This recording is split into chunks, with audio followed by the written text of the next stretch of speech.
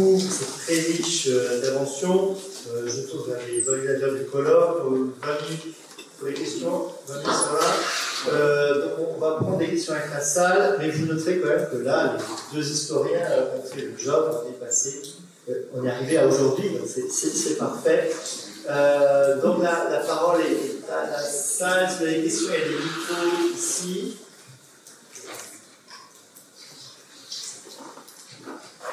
Première question. Alors, je vais poser la première question, ça va être difficile. Je ne sais pas si ça marche. Donc merci beaucoup à poser cette question à nos intervenants. Ça a été passionnant comme histoire et souvent, et pas anecdotique. Je trouve que c'est très important de commencer par là. Je le fais moi-même. Je vous rassure, j'arrive à la question. La question est pour Thomas Laclare.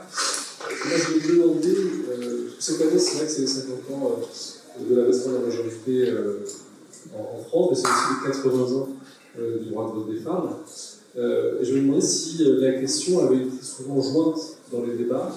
Est-ce que le droit de vote, l'abaissement de l'âge de voter a parfois été associé à la question de l'extension du droit de suffrage des femmes, parce que c'était une forme de tsunami démocratique, un élargissement massif du corps électoral, ou bien est-ce que les deux questions en réalité étaient abordées de manière totalement séparée?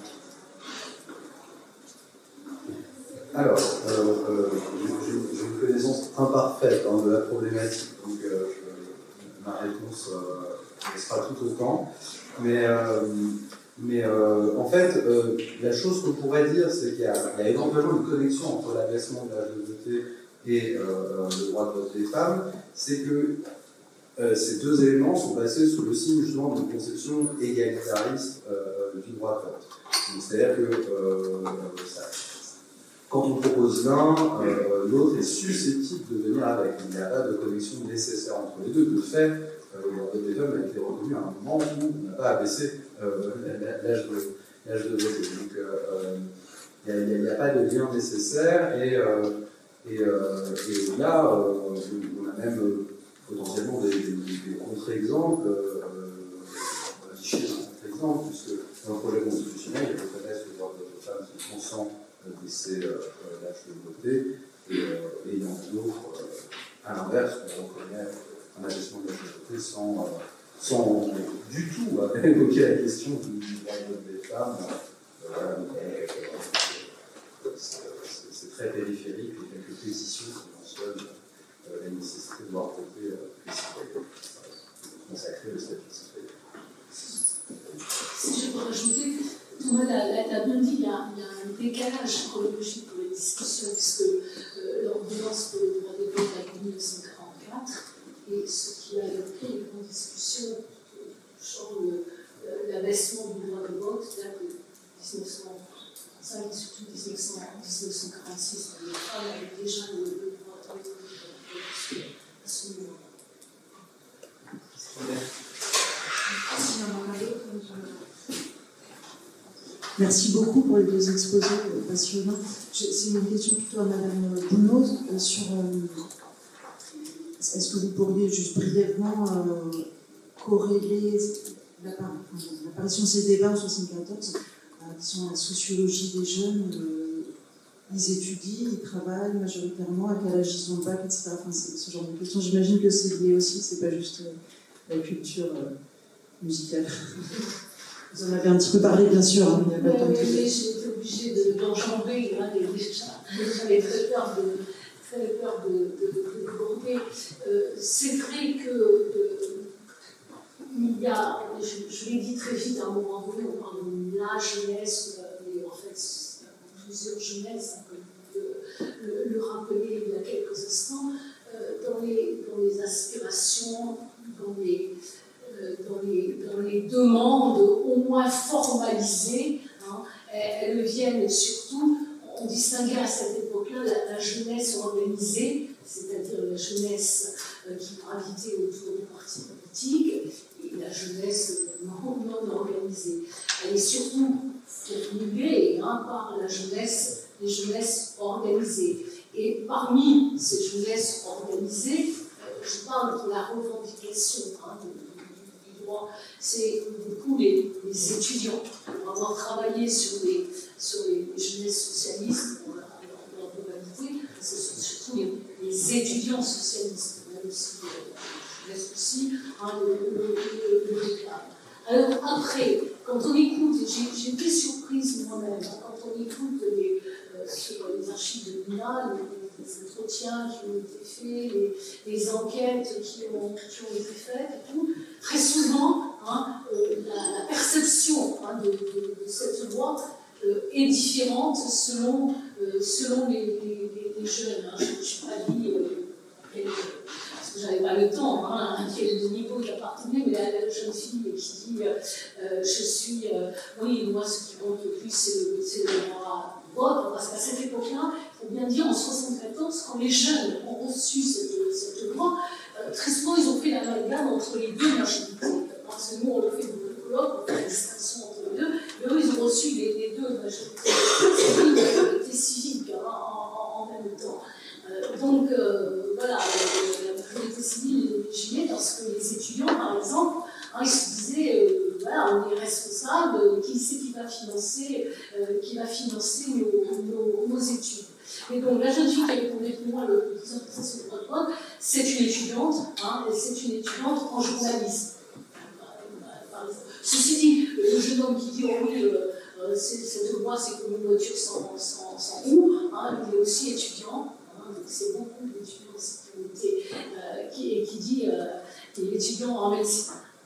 Mais il y a d'autres enquêtes qui ont montré qu'il y avait des différences et le ressenti des jeunes plus lambda, on va dire, c'est que finalement, quand ils travaillent en usine déjà, ils sont mieux informés par le biais des syndicats.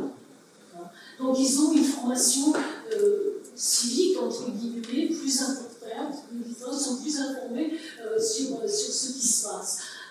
Ils disent, mais oui, les étudiants, les lycéens surtout, ils sont un peu dans leur bulle, ils sont coupés du monde extérieur. J'ai trouvé ce qui n'est pas forcément une réalité, mais enfin, c'est le ressenti. Merci. Oui. Merci à tous les deux pour vos interventions. J'ai une question pour chacun d'entre vous qui concerne la question des effets politiques à la fois de l'abaissement, mais aussi des soubresauts divers que Thomas a rappelé. La première question, c'est Christine, quand on compare d'ailleurs le fait que depuis 1974, au fond, là, dans un moment, il y a un débat vers l'abaissement à 6 ans, mais est-ce qu'il y a eu, après 81 par exemple, lorsqu'on évoque les effets politiques, c'est une idée peut-être notamment ce qui est arrivé à propos de ses regrets, un débat qui aurait pu amener à rehausser le niveau de l'âge de vote. Est-ce qu'on a discuté de ça ou alors est-ce qu'on est plus revenu? Du coup, la question aussi à Thomas, c'est sur 1815. Là, il y a ce moment de progressiste, tu as évoqué après, au fond, la situation de champ introuvable qui fait suite. Donc, ma question, c'était est-ce qu'à ce moment-là, il y a des débats justement sur les effets de ce vote et est-ce que c'est ce qui peut expliquer, entre autres facteurs, aussi qu'on revienne, qu'on réhausse le tâche du vote? Qu'est-ce qu'on peut en dire? Visiblement, le moment où tu disais n'était pas facile à expliquer sur l'abaissement, mais au lendemain, est-ce qu'on peut faire un lien de la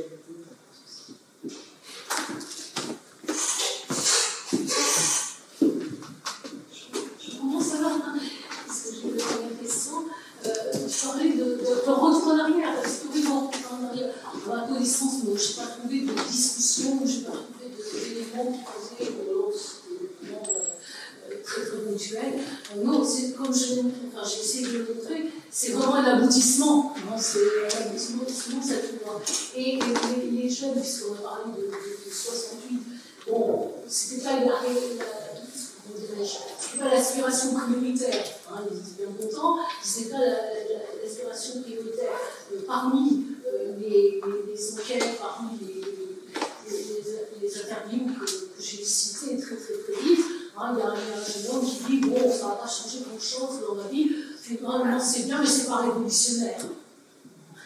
Donc voilà, c'est un acquis, et on le garde encore peut-être comme un acquis. Alors, j'avais donné, ça c'est assez intéressant, j'avais donné un mémoire de master il y a bien longtemps, je ne vais pas le citer parce que je n'avais pas le temps, sur les réformes de Giscard, perçues dans les magazines, dans plusieurs hebdomadaires. Et il s'avérait que, en fait, alors qu'on parlait beaucoup de la jeunesse, de cette unité des jeunes, les magazines c'était Le Point, Le Nouvel Observateur, et puis l'Express, il avait travaillé sur ces points. Donc on parlait beaucoup de la montée des jeunes, etc. Mais il y avait très peu d'articles. C'était vraiment, c'est pour ça que j'ai dit, c'est un peu souvent considéré, c'est passé au second plan. Donc c'était assez banal finalement, et ça n'a pas été non plus mis tant en exergue que ça dans les magazines à cette époque-là, en 1974, en 1970. Donc c'était normal, c'était normalisé, et à ma connaissance, il n'y a pas eu de tentative de rehausser l'âge de dépôt. Il y a eu donc 20 ans, il y a eu des enquêtes, ça a marqué pour savoir est-ce que vous pouvez abaisser, et puis à ma connaissance, pas rehausser.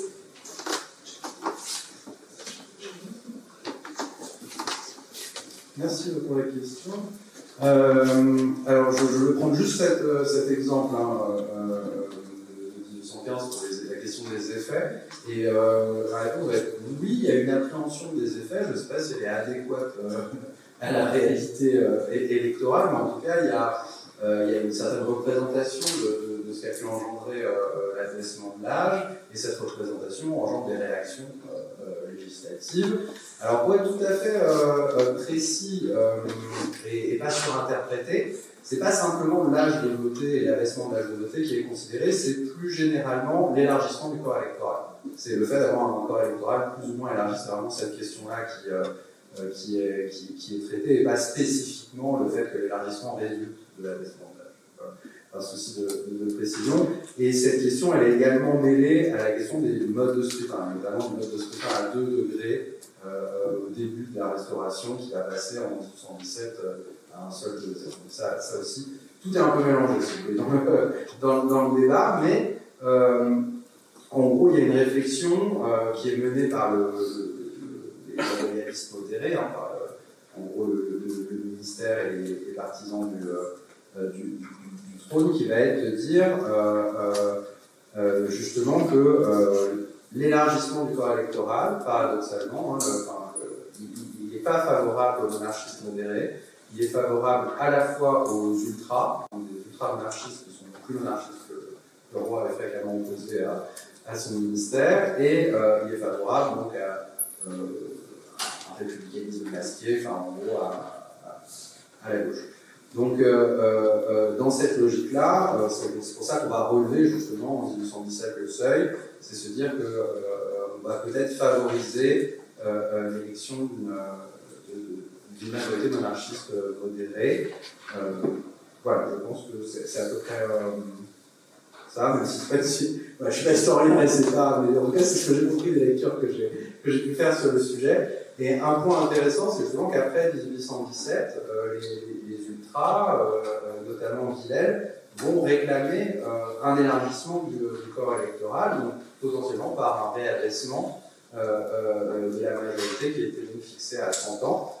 Parce que l'idée des ultras, c'est de dire qu'en fait, c'est bien d'avoir un suffrage universel, le terme est peut-être exagéré, mais quasi universel du moins, parce que la population pauvre, les jeunes, etc., finalement, ils subissent un patronage utile, dit Villèle, de la part des grands propriétaires, des grands employeurs, et donc finalement des grands propriétaires fonciers qui sont eux très favorables aux ultras, donc ils vont se faire influencer, et ça va faire de l'électorat facile en fait pour les ultras.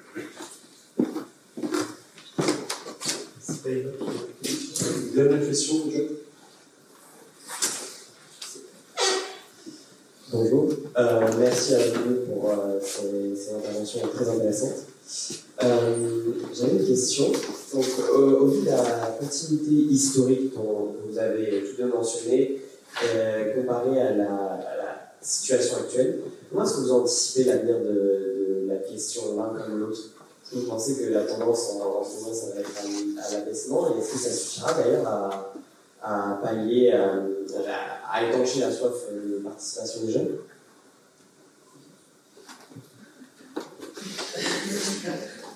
C'est une question très difficile. Je ne pense pas qu'on puisse répondre là, en 2 minutes à la question. L'objectif de Valéry Giscard d'Estaing en 1974, bon, il y avait des raisons politiques, hein, mais c'était de moderniser, etc. Mais c'était aussi, enfin, l'objectif avoué, c'était d'intégrer les jeunes qui constituaient quand même encore un je sais pas les pourcentages, d'en faire des citoyens, de les intégrer à la société. Alors bon, j'ai donné quelques pourcentages, enfin ça a été long, hein, faire la démarche de s'inscrire sur les listes électorales, mais bon, finalement, hein, ça a été le cas.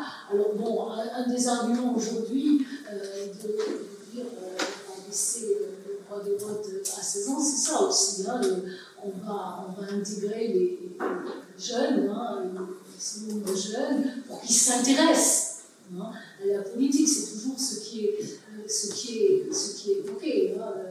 Les jeunes se détournent de la politique, donc il faut les ramener à la politique en les faisant participer. Alors, est-ce que c'est.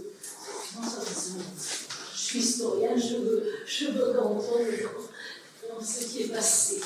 C'est à vous. Hein. Je propose que la question soit reposée tout à l'heure, parce qu'en fait, finalement, c'est l'objectif du dernier panel. S'il n'y a pas d'autres questions, on va clore, et si je peux me permettre, professeur, vous donner le micro pour vous. Un point qui me semble assez central, c'est qu'on a compris tout à l'heure qu'il y a une déconnexion entre le vote des droits de vote des femmes et le vote des mineurs. J'aimerais quand même dire que c'est deux sujets qui sont étroitement connectés. C'est pas parce que matériellement, historiquement, ils ne sont pas à la même place, c'est deux sujets qui sont étroitement connectés. Et je vais rappeler que même les arguments en défaveur du vote des femmes sont exactement les arguments qu'on emploie en défaveur du vote des plus jeunes. Et donc, même si ça ne peut pas avoir une mauvaise idée en tête, hein, les deux sujets ont été historiquement déconnectés, en réalité ils sont étroitement connectés, ils retrouvent les mêmes types de raisonnements et d'arguments, donc on y reviendra sans doute. En partie, du moins, on trouve les mêmes arguments. Je rappelle historiquement, hein, minorité de la femme, qui est l'argument phare contre le droit de vote des femmes, suggestion de la femme, soumission au mari, comme on dit aujourd'hui, les jeunes sont soumis à leurs enseignants, à leur famille, incapacité, voire imbécilité du sexe, je vous rappelle, imbécilité des jeunes. Bref, on retrouve historiquement tous ces arguments connexes, on en reparlera plus tard, mais c'est juste pour se dire, c'est pas deux sujets qui sont étrangers l'un à l'autre. Claude, je suppose. Oui, alors on coupe le tableau rond, enfin, le premier panel.